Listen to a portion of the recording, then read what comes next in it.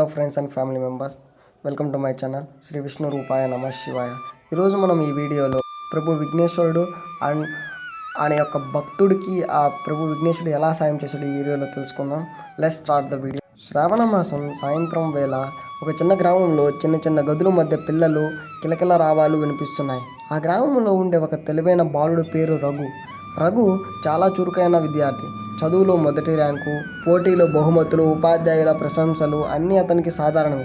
కానీ ఒక చిన్న లోపం, తనపై ఎక్కువ గర్వం ఉండేది.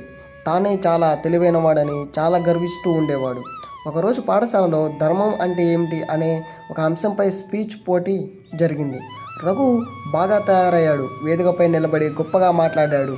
ప్రతి ఒక్కరూ చాలా సంతోషించారు. ఉపాధ్యాయులు మెచ్చుకున్నారు, మిత్రులు సంబరపడ్డారు. అప్పుడు రఘు ఫ్రెండు కుమార్ రఘుతో ఇలా అన్నాడు, రఘు, నీ స్పీచ్ అద్భుతం, నీకు కొన్ని పాయింట్లు నేనే చెప్పాను గుర్తుందా అని కుమార్ అన్నాడు. అవేమీ అవసరం లేదు కుమార్, నేనొక్కడనే చేయగలను, నేనే టాప్ అని గర్వంతో చెప్పాడు.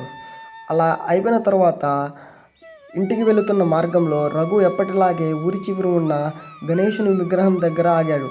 కానీ ఈసారి గర్వం అతని మనసును కప్పేసింది. గణేశుడా, ఈరోజు నువ్వు ఏమీ చేయలేదు, నాకు నేనే నా సొంతగా చెప్పాను, నేనే విన్నానని గర్వంతో చెప్పాడు. అప్పుడు గణేష్ ప్రభు ఇలా అన్నాడు, రఘు, నువ్వు నిజంగా బాగా చేశావు. కానీ ఆ విజయం నీ పట్ల మాత్రమే కాదు, నీ గురువు చెప్పిన బోధన, తల్లి ప్రేమ, మిత్రుడి సహాయం, వీటన్నిటిలోనూ నువ్వు భాగ్యస్వామివే. ఆశ్చర్యంతో రఘు నిశ్శబ్దంగా విన్నాడు. గణేశుడు చెప్పడం కొనసాగించాడు, నన్ను పార్వతీమాత పసుపుతో సృష్టించింది, శివుడు నాకు ప్రాణం ఇచ్చాడు. కానీ నేను విఘ్నహర్త ఎలా అయ్యానో తెలుసా? దేవతలు నన్ను పరీక్షించగలిచారు. ధైర్యం నాకు ఉండేది, కానీ సహాయం లేకపోతే నేనేం అది చేయలేను. అలా గణేష్ ప్రభు తనకి రఘుకి చెప్పాడు.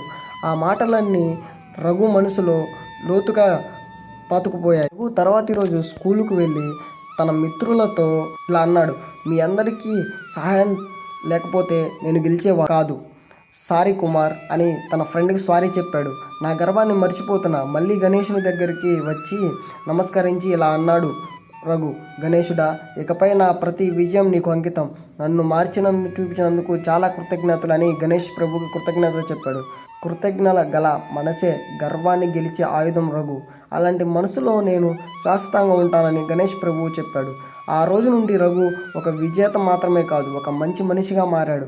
విజయం అన్నది ఒక్కడిదే కాదు, అందరినీ అది గుర్తుంచుకునే వాడే నిజమైన విజేత. విజయం అనేది ఒక్కడిదే కాదు, అందరిది అది గుర్తుంచుకునే వాడే నిజమైన విజేత.